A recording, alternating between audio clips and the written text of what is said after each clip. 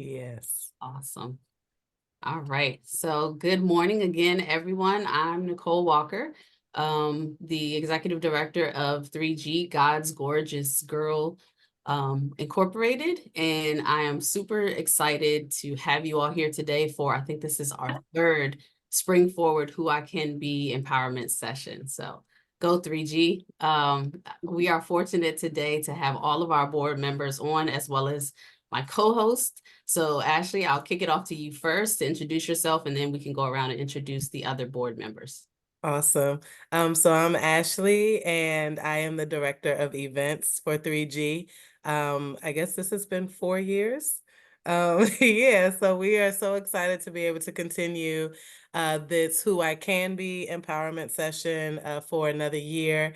I think this is our third year in a row that we've been able to do this. Initially, we started with the Who Am I empowerment session just to help girls sort of develop like some security and in themselves and build from there.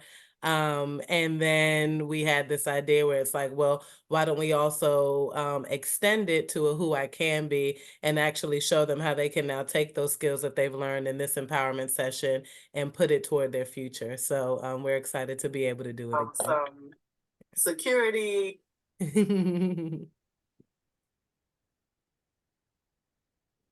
All right. Mom, you want to go ahead and introduce yourself? Good morning, everyone. I am Anita Malden, and I am the treasurer of 3G. Very excited about the organization and what we provide for young ladies and women, and very exciting about this session. So, hey, I'm looking forward to what is to come. Great. Victoria? Good morning, everyone. My name is Victoria. I'm the director of fundraising for 3G, and I'm looking forward to learning from this session from these ladies. Like has already been stated, these sessions have been very encouraging, not just for young women, but young girls, but also for women as well, career women. It's just such an inspiring event, and so I'm looking forward to being inspired once again. Thank you. All right, awesome. So thank you all for joining again. With that, we're going to get things started before we introduce our lovely guest today. We're going to kick things off with an icebreaker. So let me share my screen here.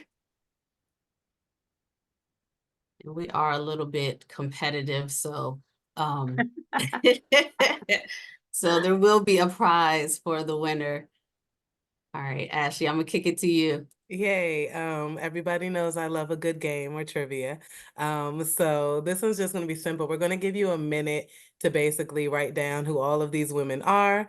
After a minute, we are going to tell you who they are, and some nice info or some nice fun facts about them. And then we're going to move on from there. We'll announce the winner, and the winner will get a prize. Okay. All right. So again, you guys are going to have 1 minute. I am setting my timer right now as we speak. And I will tell you when to go. Maybe we should have told you guys to bring pen and paper. All right. 1 minute starts now. Nikki, we got some background music. I could play some Beyonce. Oh. This is not the edited version, though. Oh, then please don't. Should have brought my Jeopardy music. Should have had it ready. No worries.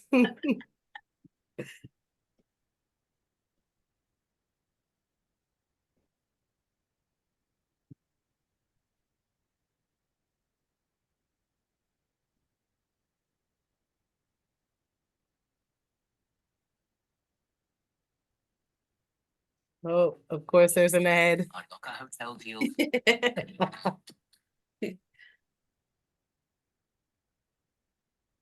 Y'all got like 8 seconds left.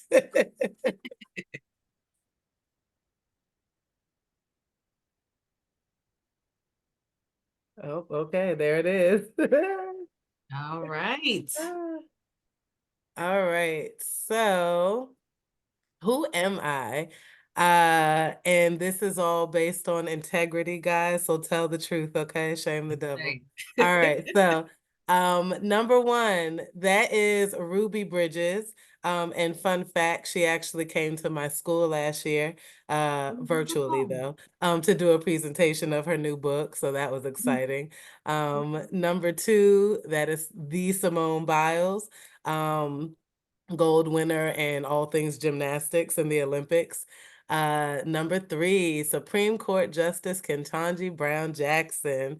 We love her. Number four, Vice President Kamala Harris.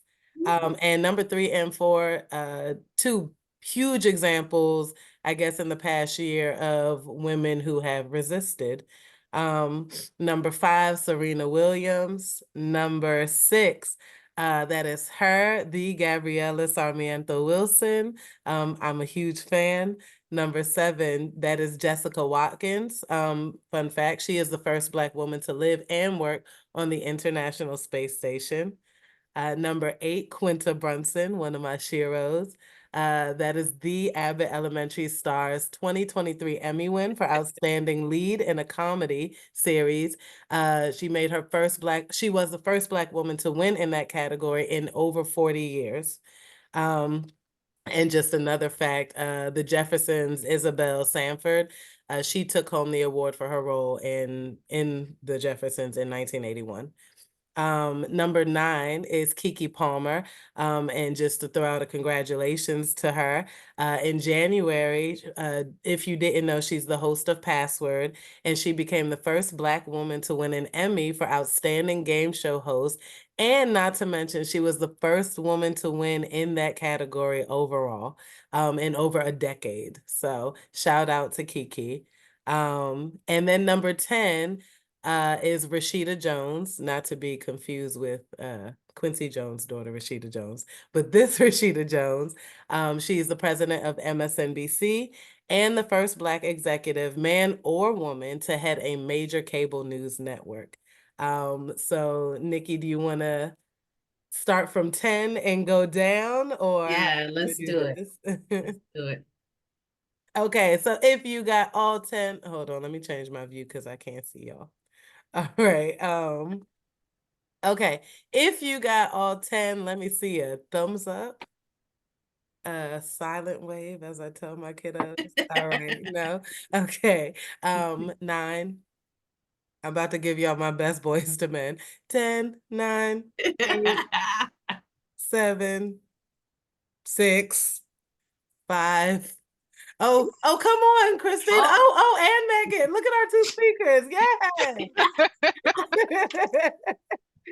I mean, do not tell my mom I did not recognize who Ruby Bridges was, with Oh. my mother being from Louisiana as well. So we're going to keep that on the hush.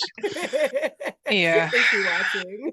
I got 5, right? She's going to see it later on replay. Right. So yeah. I'm sorry, Mom.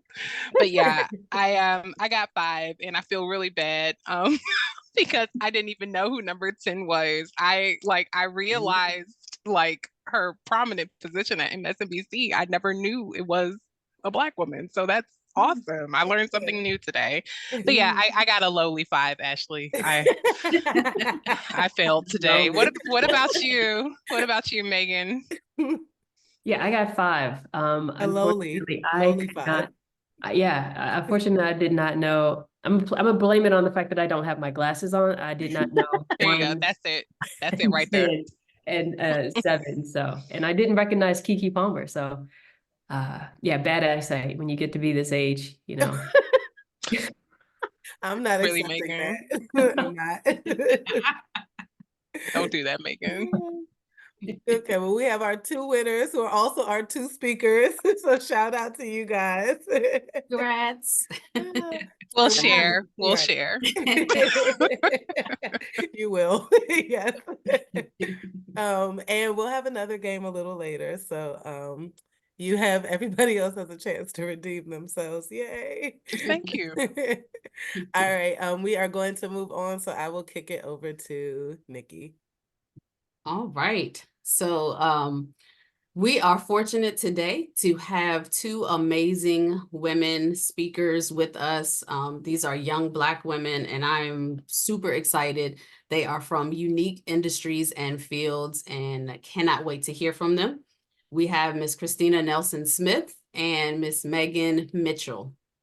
So this is just kind of a layout or our agenda for today, very informal, very discussion oriented. We want to have a very candid and just informal discussion as women with our two speakers and hear from them about their journey today. And then we'll have a Dream Big activity just to inspire and encourage other young women and young ladies that are coming up of the different, to begin to think about all of the things that they could be, because the sky is the limit. And then we'll have a closeout activity and then questions and answers. So as we're going through, feel free to put questions in the chat, anyone on here, or comments in the chat. We will definitely read those and get those to our speakers to answer by the end of the session. So let's introduce our speakers. So our first one, Miss Christina Nelson-Smith. She is a native of PG County. Whoop, whoop. So am I. However, currently she resides in Houston, Texas. She has a bachelor's in U.S. History and African American Studies from Frostburg State University. She has a previous career in law, or has a first love for law, but is currently in the software and technology industry, which in and of itself is amazing because there are not as many women represented in that field, and particularly Black women. And she worked her way up from a small tech company in DC and moved to Texas to join a much larger firm. And while she when she moved to Texas, she actually achieved some great feats there, becoming the youngest territory manager to maintain and grow a business portfolio that's worth $25 million. So that is amazing. She values the critical role. She realizes that she plays a role as a Black woman and values that role that she represents amongst her peers, particularly being a woman of color. And in that space, we are often not seen. We'll talk a little bit about that during our discussion as well. And she's a musician. So I have to know, Christina, what instrument or instruments do you play? So I'm actually a vocalist. So we put that under musician, you know. So I'm actually I'm classically trained, much like one of Ashley's best friends in voice. So yeah, I've been singing for almost 20 years now. I went to school on a vocal scholarship. So I've been singing for my life, literally. Nice. Yeah. Look, we should have had you singing during that break. That would have been our background music. Yeah, of course, of all nights last night, I had a sore throat. I was like, oh, I got to get my everything together for this morning. I had to be here. I had to be here. But yes, thank you so much for having me, Nikki. It's a pleasure to be here with you all this morning. I don't know if that was a pivot for me to get started or if we're introducing Megan as well. Yep, we're going to introduce Megan and then we will jump right in. Awesome. Just to finish up, Miss Christina is also a political junkie and an aspiring chef. And if you think so, then we think so too. Thank you. Thank you. We also have Miss Megan Mitchell, who was also born in DC and grew up in PG County, DMV, representing. She's earned a Bachelor of Arts degree from the University of Maryland, College Park. We have some alum on the call here today, so you're in good company, Megan. And also a law degree from North Carolina Central University. She currently is licensed and barred to practice law in North Carolina and DC. She's participated in some law clinics that are designed, this really stood out to me in her bio, that are designed to provide free legal services to those in need. And Lord knows that that's a big thing, in particularly amongst our community. She was an attorney working in the Civil Rights Department at FEMA within DHS, and is currently an attorney working as the Disability Program Manager and Gender Identity and Inclusion Coordinator at the EEOC within the Office of Civil Rights, Diversity, and Inclusion. In that position, she enforces federal laws, statutes, policies, and regulations that are designed to ensure that individuals with disabilities are treated fairly and equitably. And she feels very passionately about what she does, fighting for equal treatment within the federal government. So welcome to both of our amazing ladies, Miss Christina and Megan. Thank you all for being with us today. And we want to foster just a kind of an open discussion. So we're going to ask some questions to get us going and moving. But by all means, please feel free. We are here to hear from you. So share as you deem appropriate. If anyone, like I said, has questions or comments, feel free to put them in the chat if you're here. And we're just really excited about learning and gleaning from each other today. So first question to get us started, and I'll start with you, Megan, and then we'll go to you, Christina. Tell us about your journey, like how you grew up, how you arrived at where you are today. Well, again, thank you so much for having me, Nikki and Ashley, for inviting me. My journey, I think, is a little unconventional. While growing up, I actually wanted to be a federal agent. So I wanted to be like the FBI agent with the gun, coat toting, carrying the badge, breaking down walls. And I had an opportunity in high school to do mock trial, and I absolutely loved it. And I went to college again to study criminology and criminal justice. Absolutely loved the field. But then I realized that as a police officer, you're just kind of enforcing the laws that are already created. And if you don't agree with those laws, you're still bound by your duties to, do whatever the law says you have to do. So I said, well, I want to be where the laws are created and really, in fact, change there. And so to do that, I wanted to go into law, policy, things of that nature. So I went to North Carolina Central University, a School of Law, which is an HBCU in Durham, North Carolina. There I had amazing professors who were, just the top of their game in their profession. And they really took an interest in people who were passionate for change. So I really am a hands-on learner. So I was able to get licensed under the 3L practice law and do some clinics where I had real clients, real cases, real scenarios. I realized very quickly that the prosecutor is the most powerful person in the criminal justice system because they have the ability to bring cases, to dismiss cases, to recommend sentences, to not recommend sentences. So I thought that that's what I wanted to do. But I saw that there was a need for criminal defense.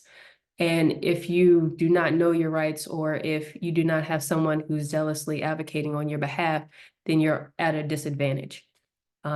So I wanted to do criminal defense.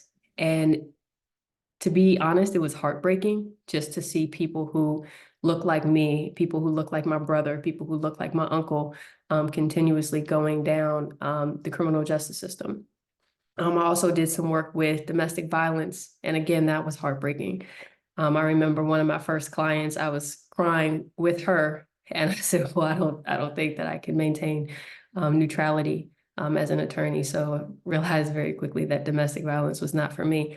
I've done a lot of different things that I thought that I would love, and that I've learned very quickly that this was not the career path for me. And if anything, I just want girls out there to know that that's okay to, test the waters, to find out what you don't like and find out what you do like. Because when you find things that you don't like, you're one step closer to finding your passion and finding the career that you're going to be involved in and be passionate about. So after I graduated from law school, I did criminal defense for a little bit, moved back to the area, started working for the Department of Justice, DEA. So my career path that I wanted to do as far as federal agent, I was able to do that as an attorney. And it was a small asset of DEA called asset forfeiture. And I absolutely loved it. It was very interesting, something I didn't really know about in college. And again, it was something that kind of fell into my lap, and I was just open to the opportunity and learned that I loved it. At that time, I ended up doing a detail in EEO law and found out that I loved that too, helping people who needed equal employment and to enforce those laws. So I've basically been in the DEIA, diversity, equity, and inclusion space, EEO type field for 12, 13 years. But anyway, that's kind of how my progression went. It was very unconventional. Tried a lot of different things, went to a lot of different government agencies. And now I'm at the EEOC. That's kind of the mecca for equal employment. And I absolutely love my job. I assist employees who have disabilities, and I make sure that they have the things that they need to continue employment. I do a lot of equity and inclusion work with gender identity and the LGBTQIA population. So every day it's a challenge, but it's rewarding. Sorry for the incredibly long answer. No, that's good. That's good. That's what we want to hear. That's awesome. Christina? Well, good morning again, everyone, and thank you so much for having me. It's no secret, Megan and I are besties, and we actually got started together at Seton in mock trial. We both were huge advocates of that particular organization at Seton, and we formed a friendship. And from there, we've been watching each other grow professionally year by year. So it's been amazing to watch my best friend ascend to these heights. Much like Megan, I was interested in the law at a young age, and I am the complete pivot from what you think might work. It's not necessarily in God's plan for you.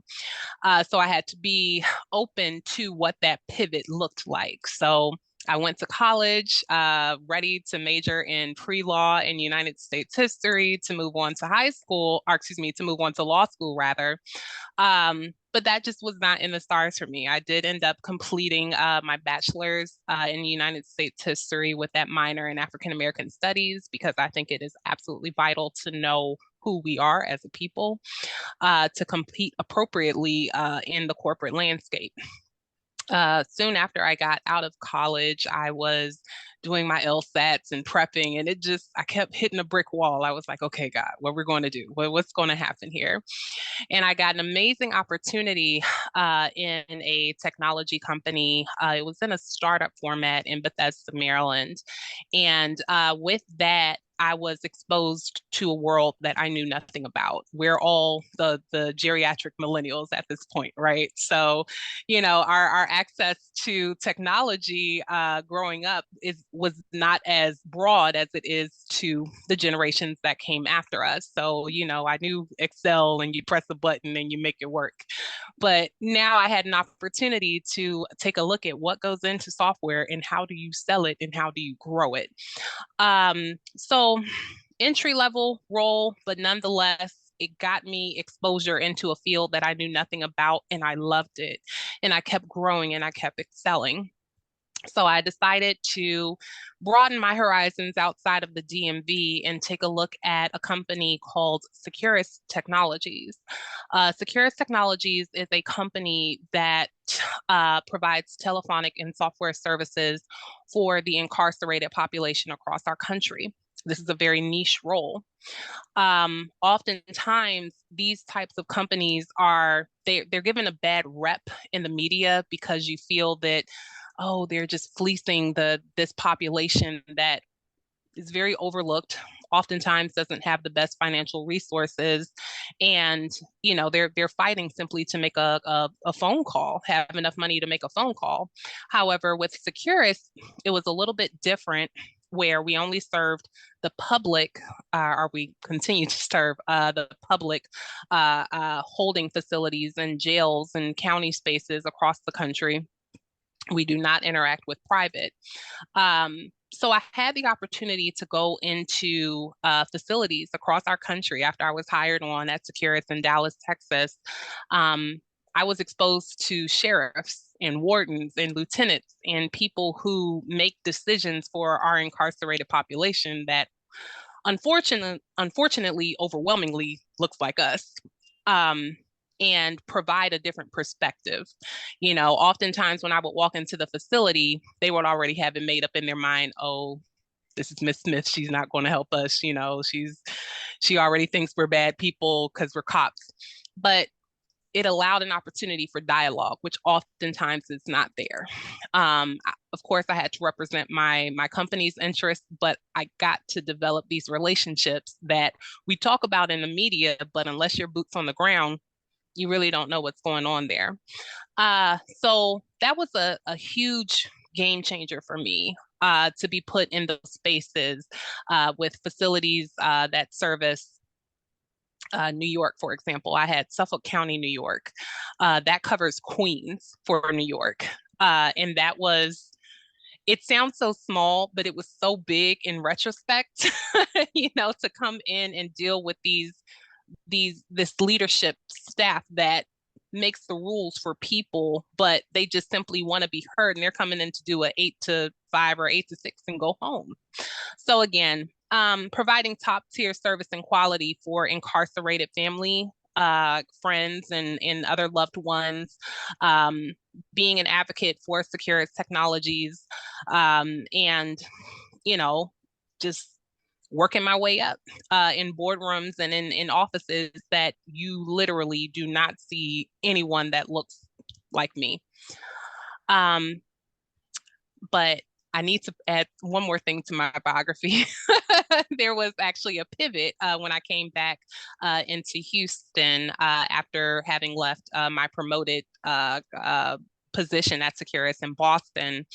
I am now in the oil and gas industry. I didn't realize I left that off.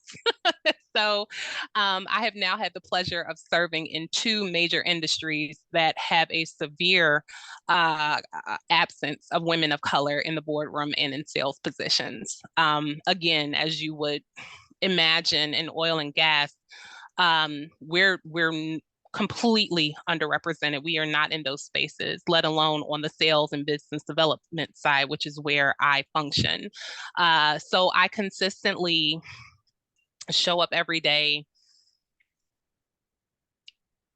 fight for what I believe is right for my clients, and then make sure that I am setting an amazing example for more young women to come in who look like me behind me. It is a severe need for women of color to show up not only on our federal government side, but in our corporate America and privately held America side, if you could say it that way.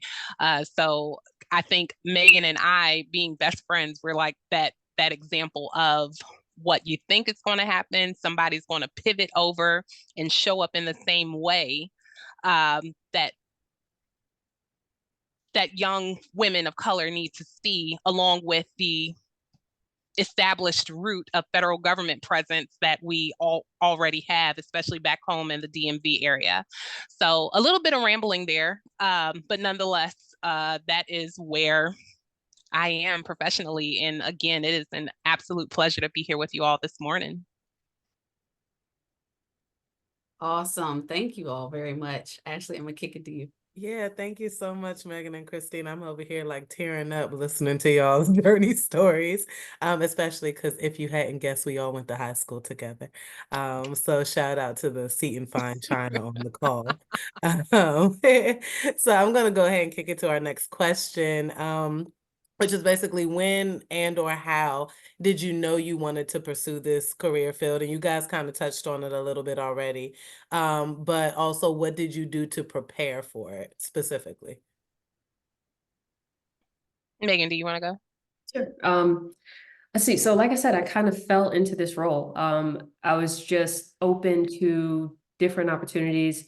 Detail, if you don't know, in the government, it's kind of like a internship or a temporary position within a different department or agency. And EEO, what I've learned is that, we spend majority of our day at work. We spend majority of our time at work and dealing with our coworkers. And if you're not happy at the workplace, or if you feel discriminated against in the workplace, or if you're not feeling heard in the workplace, then it can carry on to, your private and personal lives. So I've always wanted to do civil rights or be of assistance. And I said, well, what's one field that touches everybody, whether you're working or you're not working? And how can I help? What can I do? So EEO law has been an amazing field to be in. How did I prepare for it? Of course, you had to have the credentials. You have to, be an attorney, but also just being open to positions when they came available or opportunities when they came available. Getting an excellent mentor. I tell people all the time that sometimes it's not what you know, it's who you know. And I've been extremely fortunate to have excellent role models, excellent mentors, who have seen the potential in me, even when I didn't see it in myself, and kind of took me under their wing. And, I'm in the position now because of my mentor. And again, it's sometimes people see things in you that you don't see in yourself, or you don't think you're ready for. And you just have to, trust in God, trust in your mentors, trust in the people that God places around you, and say, I don't think I'm ready, but you must be putting me in this opportunity or position for a reason. So we're going to figure it out. And, I'm one of the youngest disability program managers in the government. And I think and I'm, a minority, on many different levels. So, bringing a fresh or different, mindset, just bringing my own personal experiences to the workplace, and being in diversity and inclusion, I recognize just how important diversity is, whether it's race, gender, sexual orientation, experiences where you grew up. Don't be afraid to voice your opinions, because you're needed, and your opinions are needed, to do good things. So that's, I hope I answered the question.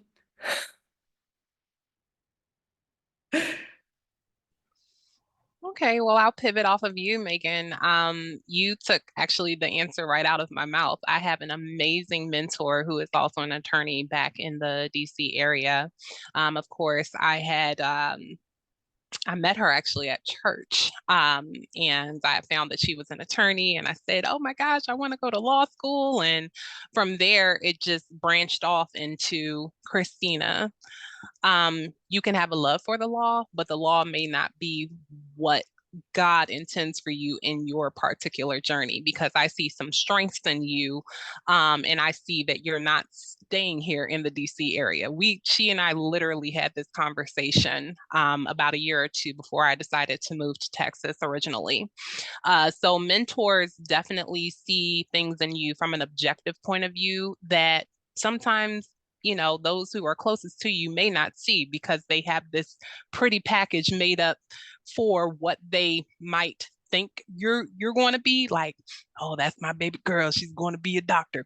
We've all heard these stories, growing up, in our families. And then you meet people who's like, yeah, you have that strength, but have you taken a look at this? So mentors were definitely a game changer for me, and continue to be, even at this point in my career. Also, in the technology space and in the sales space, at the level of sales that I'm at right now, I actually am certified in something called Salesforce. I'm not sure if any of you use that in your day to day, but I am a Salesforce administrator. That is something that allows me to travel across different business verticals as needed, because it seamlessly pulls all business needs together into one platform. And that makes me marketable as a professional. So definitely taking a look at the platforms that just corporate America uses every day, be it SAP, Salesforce, or things of that like in that CRM vein. Definitely vital to what I do on my day to day, Ashley. So that's definitely my top two: those professional certifications, and making sure that you have an amazing top tier mentor. That mentor, super important. And you saying finding your mentor at church is huge, because I know that's been my life story and my life's work. So Right. completely understand. I'm going to kick it to you, Nick. Awesome. Wow. Good, such good advice here. All right, so I don't want to slow us down, so I'm gonna keep going to our next question. It is a little bit lengthy, but and it's a couple questions, so I'll read it in its entirety, and you guys feel free to just jump in there and talk from that point. So, as we all know, women and Black people have resisted oppression, injustice, fear, persecution, all that for years and years on end. So we want to know, based on that, how easy or how difficult has it been for you both to ascend within your industries as women, as well as Black women or women of color? And then the second question is, do you see your line of work and who you are in your positions as a form of racial resistance or resistance in a rather patriarchal society? Ooh, that's a great question. Yeah, I almost want to hear from Christina first, because I feel like I took your answer the first time. I'm gonna hear for you. Okay.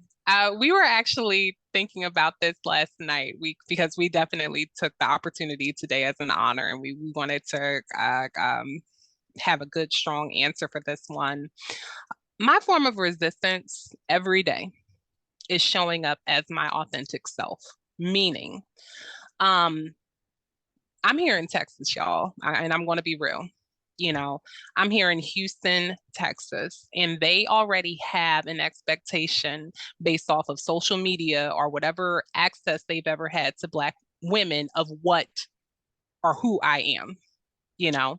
So showing up every day authentically, you know, being a little sassy sometimes, but still being very thorough with my work, being kind, being polite, being presentable. These are not things that I feel I have to put on. That is authentically me.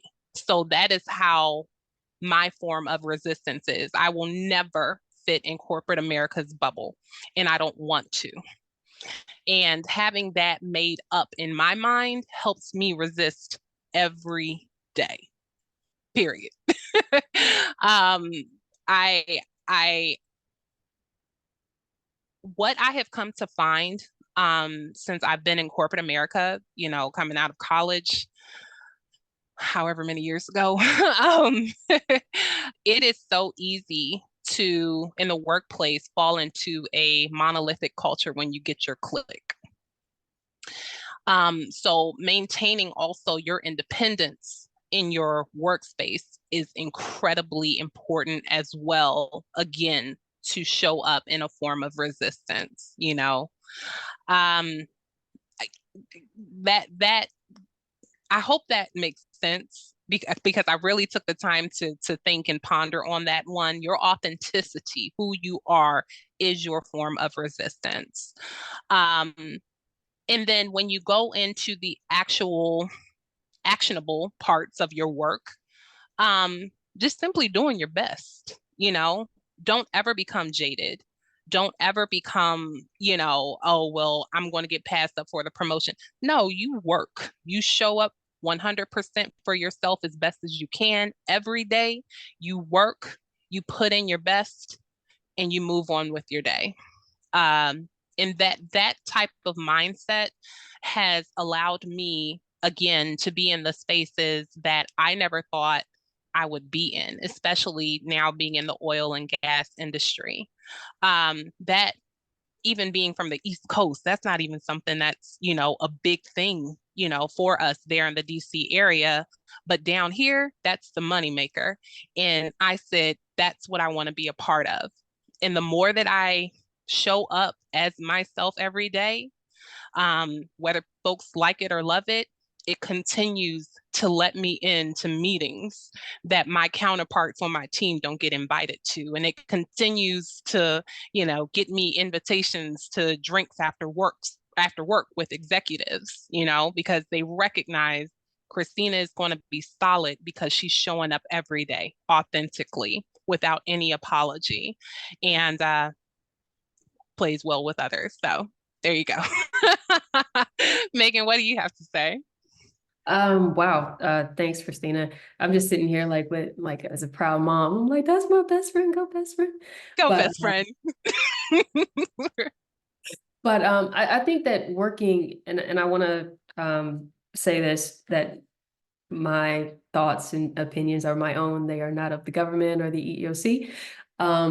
So just being in the field of diversity, equity, and inclusion, I think that that's a form of resistance in and of itself, because you're constantly fighting against stereotypes and institutional racism and institutional stereotypes that people have about who you are, who I am. So keeping that at the forefront of everything that I do, just that diversity, equity, and inclusion is needed.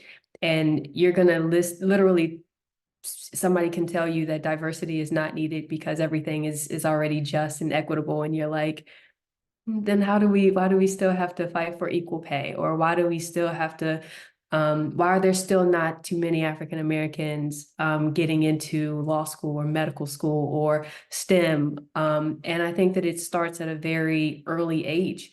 I was telling my mom the other day just how fortunate I was that she was able to recognize that I needed a little bit more than my neighborhood high school could offer, and sacrifice to put me at Elizabeth Seton.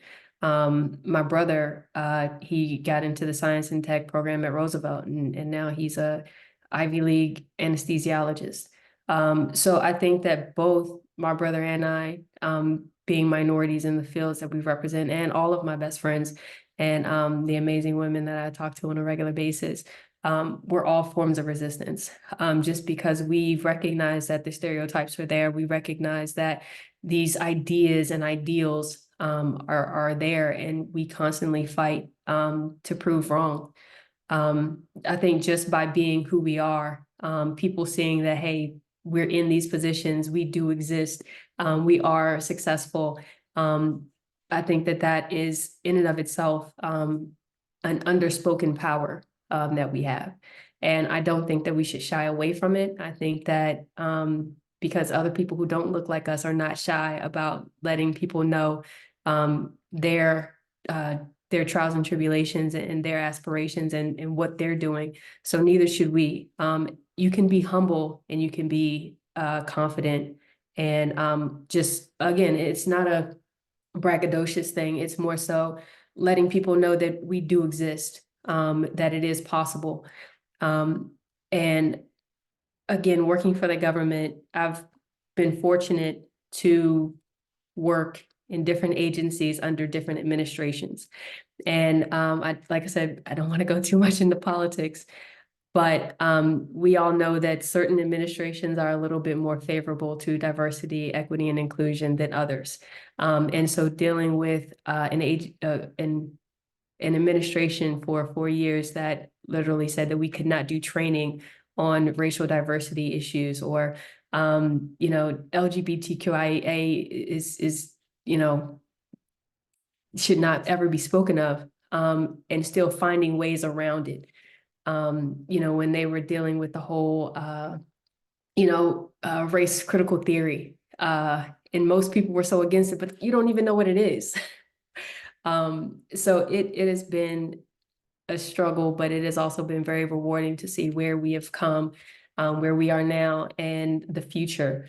Whether we are in an administration that's pro-diversity or not, just again knowing what I stand for, knowing what I want to do, and finding ways to kind of circumvent things to still get your point across. And again, just showing up as my authentic self. Like, I have a nose ring, I have tattoos, and that's how I show up in meetings. Not because, just because I want to try to erase those stereotypes. Like, some people think that because you have a nose ring or because you have tattoo, that you're not intelligent or you don't know what you're doing. And I think that just being who I am and people respecting what I have to say, and kind of knowing that, okay, she does have locks. And maybe I shouldn't be so critical about the next person who I see in a job interview with locks. Or she does have tattoos and she does know what she's talking about and she has helped us progress.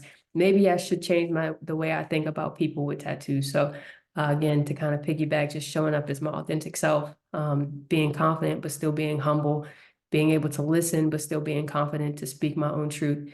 That's what it is. Wow.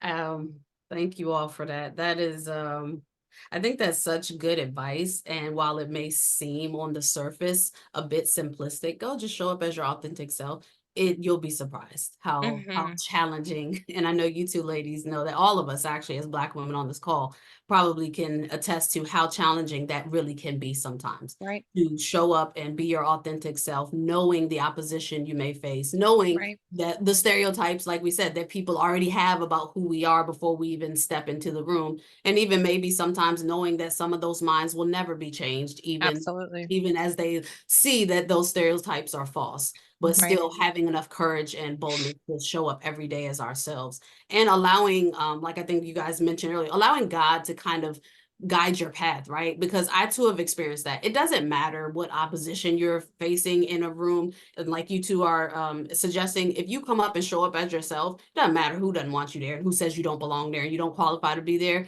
God will open that door. So we just have to have the Absolutely. courage to show up as our authentic selves. So thank you guys for that. Super Yeah. powerful.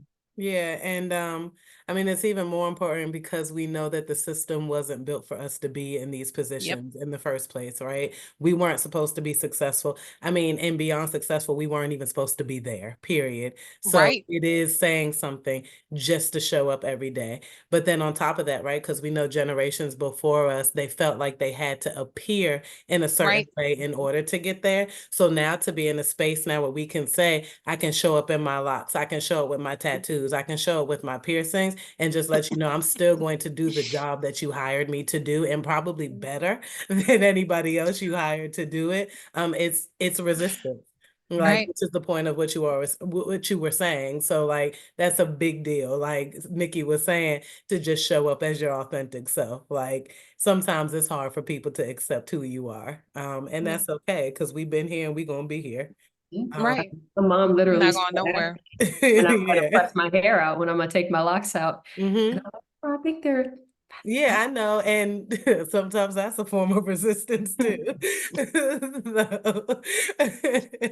So, but it leads to the next question, which is and you guys really touched on this a lot, but just to be more specific in it, like how easy or difficult was it to even ascend within your industry as a woman and particularly being a Black woman? I'm going to speak for myself. To be honest, I think it's been, I think I've been very fortunate. I'm not going to say it's easy, but I think I've been fortunate. God has put me in specific situations and put other people in my life who have, kind of given me insider secrets. Hey, take this training and get this certification.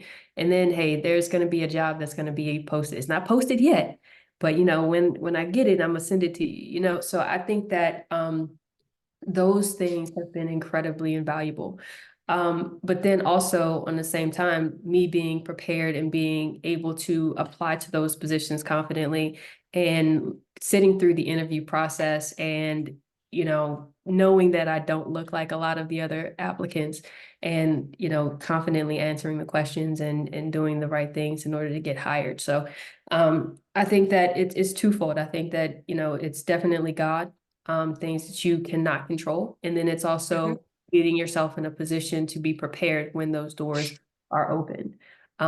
So like I said, I don't think it's easy. I think it's challenging because sometimes I get in my own way and I'm like, okay, I'm not ready for it. I'm comfortable here. Like, I think I'm doing good work here. And God is like, look, no, you got to go up. Like, you have to go to this different agency. You're not going to shine. You're not going to grow here. And sometimes being resistant to what is blaringly obvious, and opportunities that God is telling me I'm ready for. And I'm just like, but I don't think so, God. Like, I think I'm chilling here. Like, I can work from home. I can go to Target in my work break. Like, so um so I think it's been interesting, just being confident in myself and being prepared and being accepting to whatever's next. To piggyback off of you, Megan, it's not insider trading. I think we call it networking, friend. It's the network. Networking both professionally and personally definitely helped me, kind of get to where I needed to be. Um, it allows you, especially on LinkedIn as a professional tool. This is not a pitch. I do not work for LinkedIn, but LinkedIn definitely helps because you're able to see who knows who, like, hey, I'm in the market, I'm looking for X, Y, and Z. I see that you know such and such at this company. Would you mind, getting my resume over to them? Or, just being fearless. That's part of the ascension. Um, but for me, um, part of my lifeline for, working my way up is simply, having a very strong core of friends and family. There are so many different things that the enemy can throw at you when you are in a process of growth. And if you do not have a strong base, and this is definitely important for young women to understand. You can have that one or two girlfriends that you go out to the club with every now and again, but you need to have, it is vital to have young women around you who are focused and who will speak life into you in those moments, because these moments are sometimes way greater than the happy moments. But those moments when you're applying for those really big jobs and you're excited, you want to have that group, that core around you that's like, you can do this. I don't know why you're tripping, Christina. I don't know why you're tripping, Ashley. What's going on here? You got this. So that's why I say the network is what contributes to the ascension. What is it that what is it that people around you are pouring into you? And how is that impacting you? If it's constant, oh, we just gonna go get a drink after work, this is life. That ain't it. That's not what you want around you all the time. What you do want around you is, folks who are, yeah, they can go out and have a good time, but after work, it's like, Megan, let me send you my resume. Can you look at this, please? Megan will tell you, I have sent her so many things to look at, you know. But it's And vice versa, and vice versa. yeah, yeah, it's definitely having good people in your life who you can bounce things off of, because once your core is settled and grounded, you know, the sky is the limit, like you said, Megan. That's I think back to my third grade classroom. My third grade teacher had "The Sky is the Limit" with Garfield on it. Like that is, it's so true. It is so true. But you have to do the work on the front end of saying, who is it that I'm going to have around me for this journey, and make sure that they are classified appropriately so that your ascension is as smooth as possible in both your professional and your personal goals. Thank you. Those are amazing answers. And I think about you talking about who you have surrounding you. And you also talked about mentors earlier, which shout out, I have two of my mentors and positive Black women who are surrounding me on this call right now. So shout out to you, Nick. And also, Megan, you mentioned STEM earlier, and I also wanted to give a shout out to our resident doctor scientist who is on the call. She is doing weekend activities with her son right now, but she wanted to drop in, and she has been a speaker for this event before as well a couple years ago. So like, yes, these are the whys that you guys are talking about. And these are the people who help when it is hard to ascend to these, into these next spaces and growth areas in your career and life, essentially. So shout out to you guys. Thank you to my mentors. And we are going to segue. So Nick, I'll let you segue into the next portion. All right. So I know this has been such a rich and really good discussion here. So I think we're gonna skip the activity, Ash, and then let's skip to our last, maybe our next to last question. Since we have about 5 minutes left here with our guests. So what would you say have you experienced failure in the past? And then what are some life lessons that you learned along the way? And one of the things I just want to say before I turn it over to you guys to respond, that I thought you highlighted, which was so key. You talked a little bit about how sometimes those influences that Ashley was speaking about, those positive influences, and help us to see ourselves in ways that we don't. I think a lot of times, especially as Black women, we have like imposter syndrome, where we're in these places, we're in these spaces, we're there, we're fully qualified to be there, but somehow, sometimes we don't see ourselves that way. And so in those instances, I think it is good to have influences, and maybe some of our experiences or past failures have encouraged that imposter syndrome that we've experienced. So if you guys can just talk a little bit about some of your past failures and how you navigated through them, and what advice you would give to those coming up. Wow. Failure, they're just opportunities, I think. But yes, I have had lots of opportunities and failures. Just putting my resume out there, not getting calls back, going to interviews and not getting the position, or being denied for certain things. But I think that it all makes you stronger. And I think that they're all lessons, because sometimes I had to literally learn that, it's not personal. If I don't get this call back, or if I don't get this position, it's not personal, and they're not personally attacking me or saying that I'm not good enough. And I think that that's what I used to equate failure to me not being good enough. And again, the imposter syndrome, well, do they really know who I am? Like, maybe they think that I'm this person, but in fact, like, I'm just like this really dorky person who likes cars and building Legos, and maybe they're not going to take me seriously, right?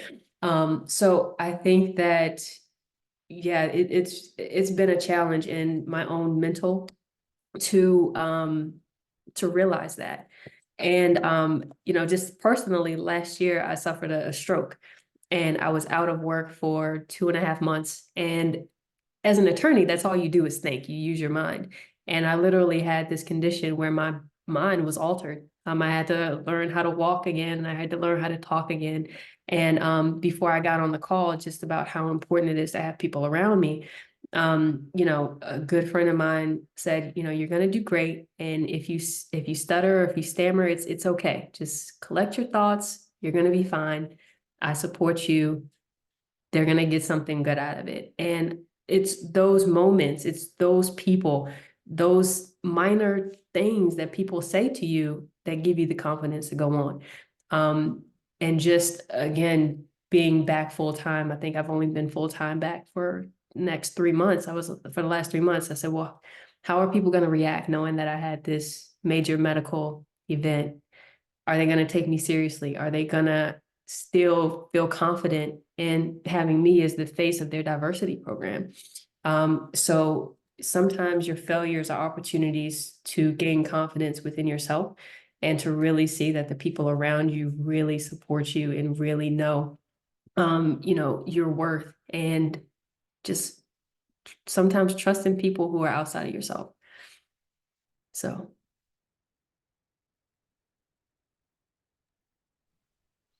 I have to agree with Megan regarding not letting the failures, define who you are. We're very passionate in everything that we do. I believe as a people, as Black women, we put a lot of ourselves into our work every day. And that imposter syndrome shows up. You have to work 10 times as hard to get half as much. And when you have that little thought in the back of your voice, in the back of your head, driving you, and you have one failure, you're like, oh my God, life is awful. I failed. I'm not anything. And I got over that real quick, because it became very exhausting. It's like, I'm not going to let these,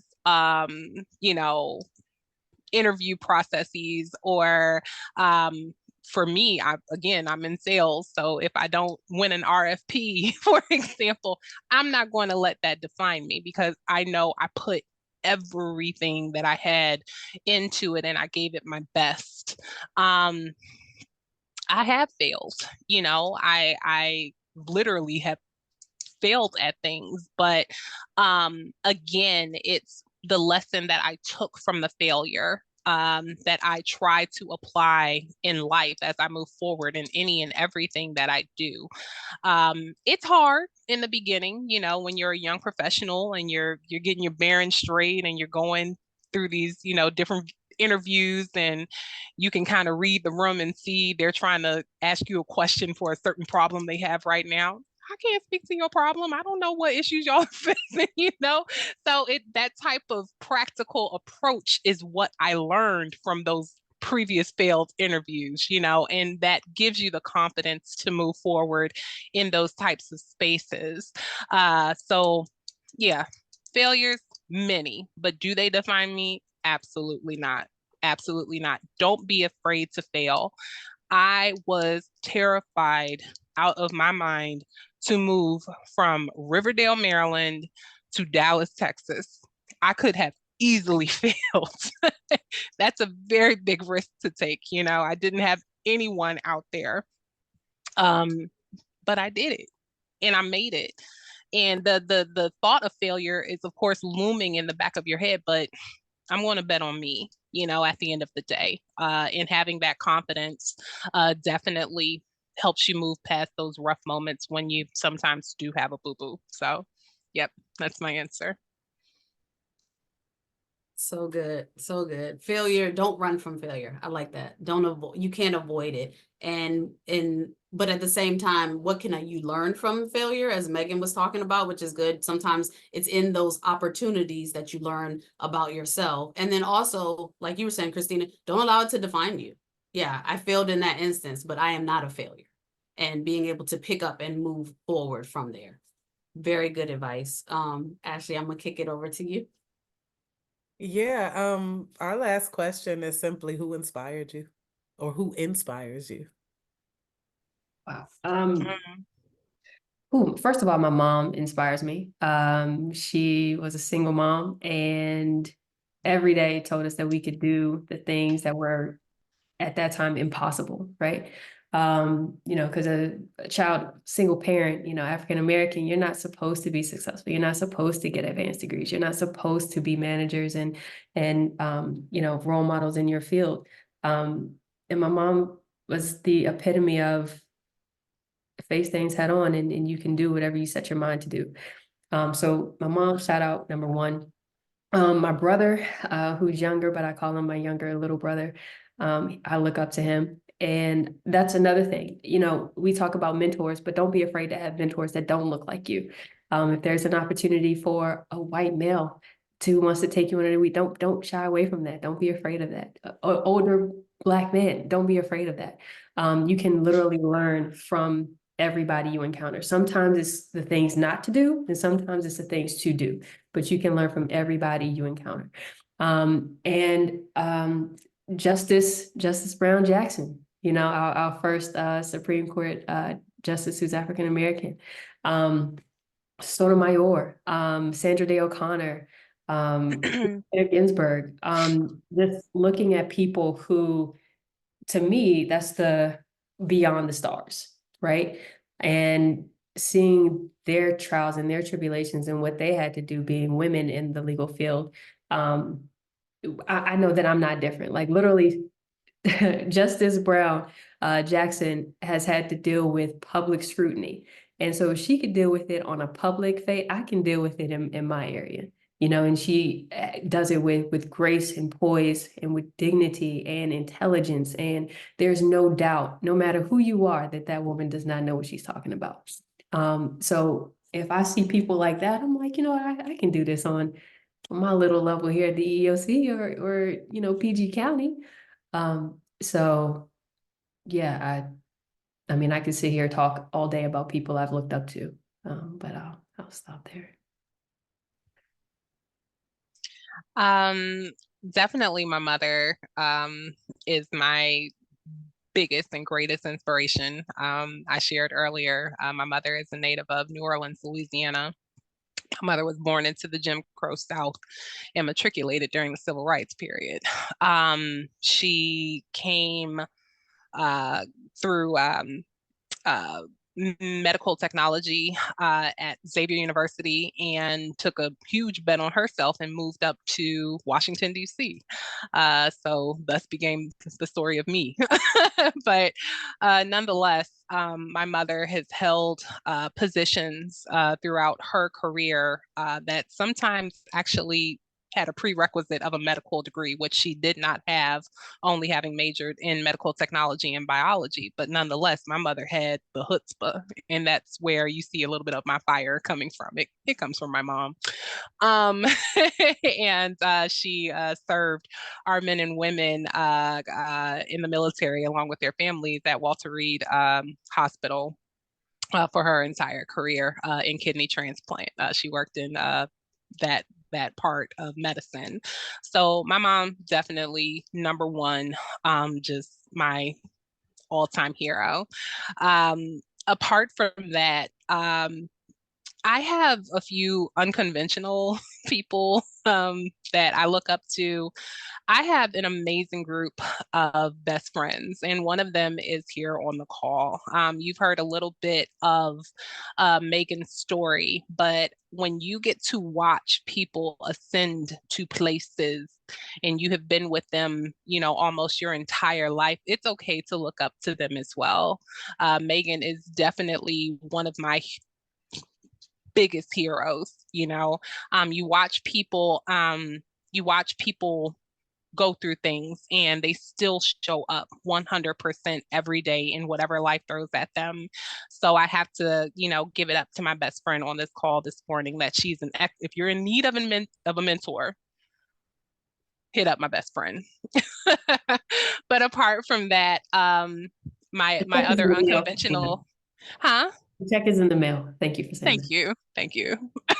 But apart from that, my first actual person that I looked up to is a person that my dad put on my wall as a little girl, Mae Jemison, the Black lady astronaut. I never had any desire to go into the sciences, but nonetheless, her story is amazing. And seeing her brown, beautiful face amongst all of her white peers, I had it from jump that, Christina, you can go do that too. It might not be in the same space, but you can show up in spaces that have been designed from jump not to have you in there. And you can go in there, you can thrive, and then you can take it over. So that's the fire that I take with me from my parents. And that is, one of my biggest influencers from day one, Mae Jemison. That is awesome. Shout out to all the moms, definitely. I think moms, especially as Black women, they are so inspirational to us. And since my mom is on this call with us as well, I'm gonna shout out her, Miss Malden. She too, as you were kind of sharing, Christina, she grew up in the South and in the 50s and 60s when there was segregation and hearing about people still getting lynched down in the South. Those things were very real, having to go and sit coloreds only and in the back of the bus and different places. It still amazes me that they grew up and survived during those times.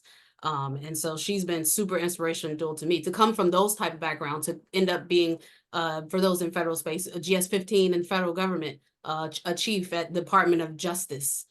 That, I think one of four Black women in the whole agency at Yes. GS-15, which is third. So definitely Black women are to be celebrated. And thank God for all of our mamas out there inspiring us. This has been super rich. And I won't take too much time, but I just do have to, I always want to uplift our sisters. We have some amazing women on this call. As Ashley said before, our board members, Miss Victoria, who graduated, she's the person I was referring to, graduated from University of Maryland, College Park. And is a professional also in the federal workspace as well, matriculating and ascending, navigating that world, being an intelligent Black woman. Of course, Miss Ashley, I'm gonna shout you out, Ashley. I am fortunate enough to have known Ashley since I was 16, I think, years old, and she was like a little kid, and it was like she's been my little sister, my younger sister. I can't call her little because she is a grown woman, super intelligent. And to see where she has come with masters and just all actor. I mean, Ashley is like the jack of all trades. She can do it all. I am super proud. And I just want to tell all of you that publicly here on this platform. And thank you, Dr. Charmaine. Yes, I called you doctor. For attending and being with us today. This has been phenomenal, y'all. This has been really good. Yes. I don't know about you guys, but I enjoyed myself, and I am sure that the young ladies and women that will watch this moving forward will truly be inspired, and I believe it's going to change lives. So thank you, thank you, thank you, everyone. Thank Ashley, you you. want to say anything or close us out? Yeah, Christina, Megan, thank you. Like, I don't know if I have the words or the emotion or anything to describe how grateful I am for your presence today in this space. Honestly, I am grateful that God allowed me to cross you all's path all those years ago. Because I mean, I'm just sitting here thinking, like looking at you guys in awe and amazement and being like, yo, like we went to high school together and I never thought that this space would happen, like this thing Right. would happen. And I'm grateful to you all and I admire you all so much. I was listening to you guys talk and thinking back, like Christina, you were talking about when you first moved to Dallas. And I was just like, I remember her Facebook post where she was like, y'all, please pray for me because I'm scared. And I don't know if I can do this. And like I remember that vividly. And I pray for you, okay? Just so Thank you you. know. I did It what you worked. asked me to It do. worked. um so yeah, like the gratitude that I have right now for you guys being here is immense. And I really don't have the words to describe it. So thank you. Thank you to everyone who came to this event today. This is always one of my favorite events every year. I love the opportunity for young girls to be able to see this and hear this. And I also want to shout out super quick that Dr. Mitchell Ryan said, the pearls of, oh Lord, I done lost the comment. Hold on. She said the pearls of wisdom were plentiful today. Phenomenal panel, and I agree. But yeah, I just thank everyone for being here. Thank everybody who's watching through Facebook Live. And if you are coming later on to watch this, we thank you for joining us as well. And we hope to see you guys at the next event in May for mental health. We're still going to stick with this theme of resistance. And yeah, love to If you you all. ladies will send us your social media platforms Yeah. as we're sharing this. We want, if folks want to reach out to you guys, hopefully you don't mind, we'd like to at least make your information available so they can reach you. Absolutely. And we do owe you a prize. We're women of our word. So we will Yes. definitely get the prize to you. The prize is being here. So Yes, please. Please. It's been a pleasure. Thank you so much for having us this morning. We appreciate it. thank you. Thank you. Well, you all take care and thank you all until the next event. God bless. Take God care. bless. Okay. Bye-bye. Bye.